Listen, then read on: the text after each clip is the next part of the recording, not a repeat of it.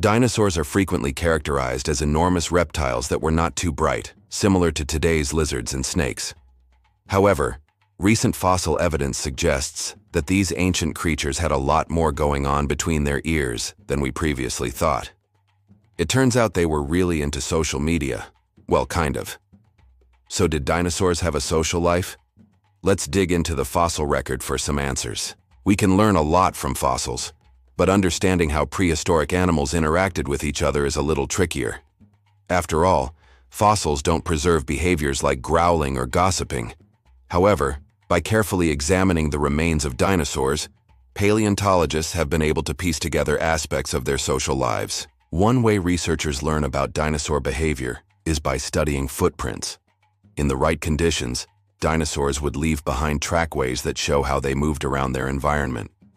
And in some cases, these tracks tell us they got around in groups.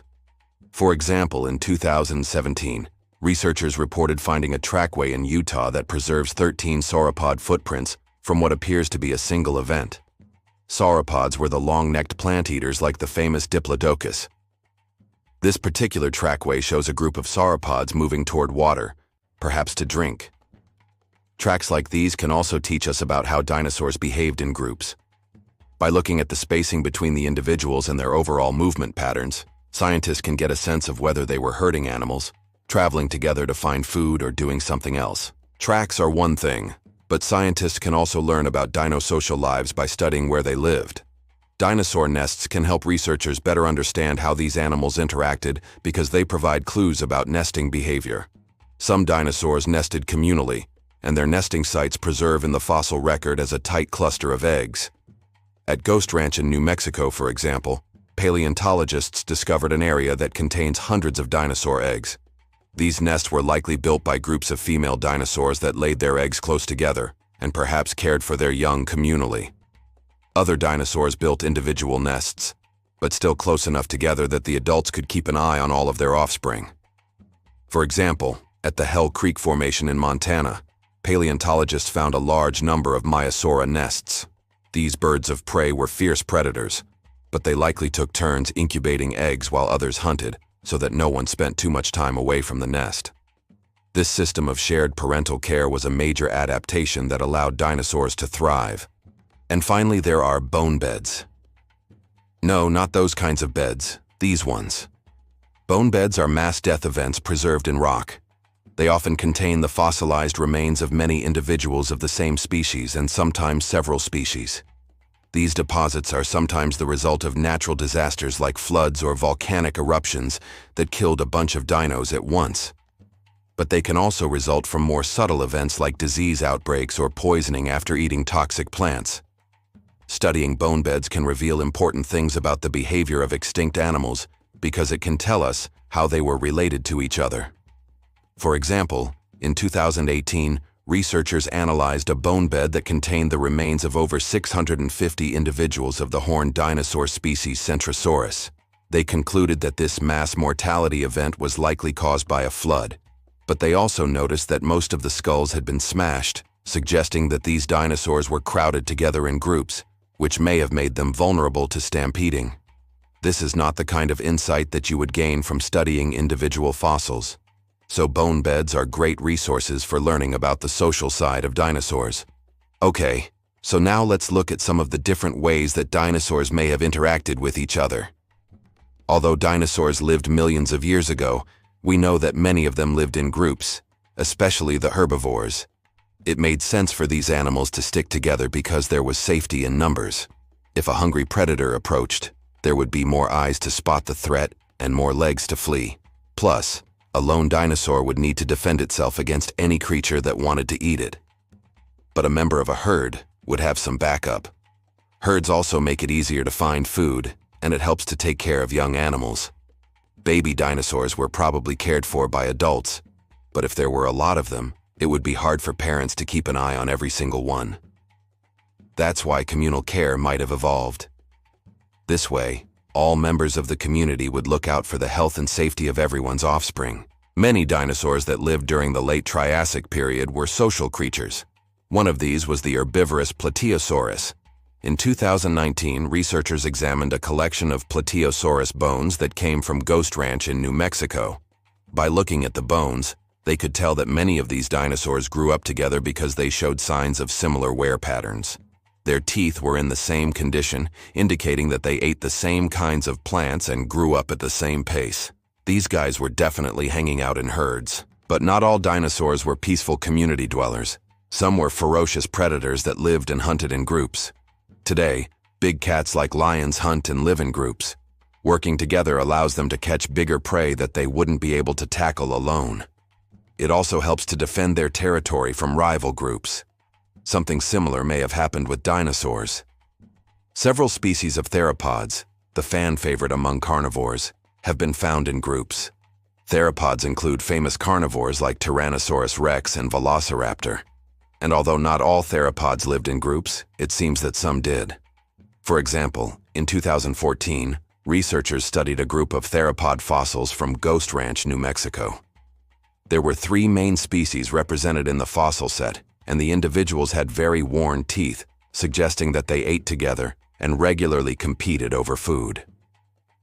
Based on these observations, the researchers hypothesized that these animals were living in packs. Pack living also allowed these theropods to work together to take down larger prey, like the herbivorous Plateosaurus.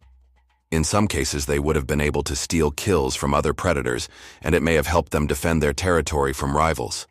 But pack living isn't the only way that dinosaurs may have interacted with each other. Individual dinosaurs may have maintained territories. In other words, they may have claimed an area and defended it from intruders. Sometimes they did this to protect a good source of food or maybe a prime nesting site. Territorial behavior has been observed in modern birds like blue jays and red-winged blackbirds, who maintain territories to ensure that they have enough resources to survive. It's possible that dinosaurs did something similar. For example, in 2015, researchers studied 2 duck-billed dinosaurs named Boreopelta markmicheli and the much larger Boreopelta markmicheli. Both species lived in what is now western North America, and B. markmicheli had huge shoulder blades, longer than its skull, which they used to create impressive display. These dinosaurs likely strutted and shook their shoulders to attract a mate and intimidate rivals. And it worked, too. Studies show that the B. markmicheli with the largest shoulder blades had the best access to food and had the best breeding success. So having big shoulders wasn't just for show. It was a status symbol that signaled dominance within a territory. Dominance hierarchies exist today among many animal species, including spotted hyenas and chimpanzees.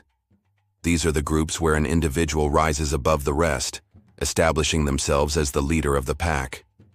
It's possible that some dinosaurs had a hierarchy like this, where the biggest and strongest individuals were at the top and the smallest were at the bottom. Although dinosaurs are known for their imposing size, they may have also communicated using vocalizations.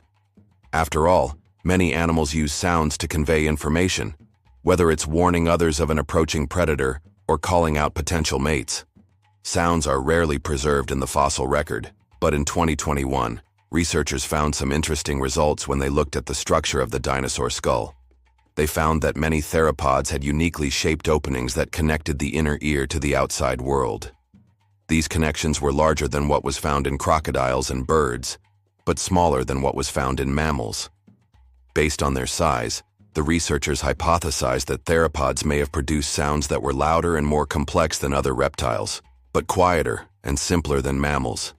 Exactly what these sounds were is anyone's guess. But given the wide range of sounds that birds can make today, from tweets to gobbles to screams, dinosaurs may have had a lot to say. Whether or not dinosaurs vocalized, they likely used body language to communicate. Like many animals today, they may have swayed their bodies from side to side or puffed out their chests to appear larger and more intimidating. The long-tailed ornithomimids were famous for their strange appearance, which included huge eyes, small heads and bodies, and long necks. In 2013, researchers studied a series of fossils and concluded that these dinosaurs bobbed and swayed as a form of communication. To figure this out, they looked at the shape of the tail and reconstructed the muscles that would have been attached to it. They then created computer models of these tails and tested their range of motion.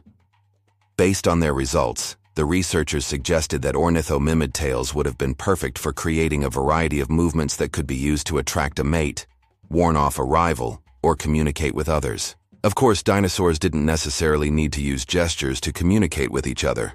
After all, some primates like orangutans rely mostly on visual cues to signal their intentions. But dinosaurs may have combined both sounds and body language to create a complex communication system. Finally, the color of a dinosaur's scales may have played a role in how they interacted with others. In 2018, researchers looked at fossils of the horned dinosaur Boreopelta markmicheli. Remember those dinosaurs with the cool shoulder displays? These animals lived during the late Jurassic period in what is now North America. Using a special microscope, the researchers could see tiny bits of preserved pigment inside the dinosaur's feathers. Based on their observations, they concluded that these dinosaurs had two main colors, dark gray and a reddish orange. They also had a pattern of iridescent blues and greens running along their back.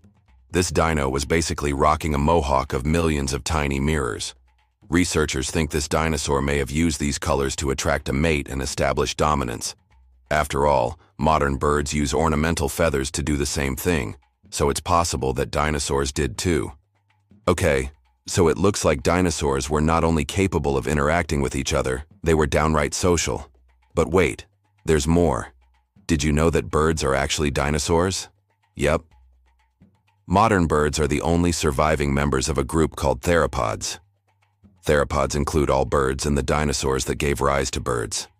So although we think of dinosaurs as mostly being these huge overgrown reptiles, they also include today's feathered friends. By observing birds, we can learn more about how their dinosaur relatives may have interacted with each other. For example, birds often live in flocks, which makes it easier to find food and escape predators. The complex behaviors of modern flocks may have parallels to the behavior of dinosaurs that lived in groups. For example, researchers have recently shown that starling flocks move in a coordinated manner, almost like a single organism. This collective behavior is driven by simple rules that dictate how each individual responds to the position and movement of its neighbors. Scientists are working to understand how these simple rules lead to such complex behavior, and they hope to use this knowledge to shed light on the behavior of extinct animals like dinosaurs. It's also worth pointing out that birds use a variety of vocalizations to communicate with each other. By listening to birds, scientists may be able to piece together some of the sounds that dinosaurs used to make. Of course, birds don't call like velociraptors, but they do use a range of sounds to communicate. Whether it's a cardinal song or a peacock's scream, birds have a lot to say. Birds also build nests to lay their eggs and raise their young, and in some cases they do this in a communal nesting area. Studying how birds build and use their nests may help scientists better understand how dinosaurs did the same thing. As time goes on and technology improves, researchers will be able to analyze fossils in greater detail. As a result, we will learn more about how dinosaurs interacted with each other. Ultimately, we want to understand not only how dinosaurs lived, but how they died and what their extinction means for us. After all, by studying dinosaurs, we are studying our own distant relatives, and we are connecting the dots to our own evolutionary journey. Thanks for tuning in. We've created tons of educational videos over the years, and it's all thanks to our amazing patrons who support us. Seriously, you guys rock. If you're not a patron yet and want to find out more about it, just check out our support page. We appreciate you.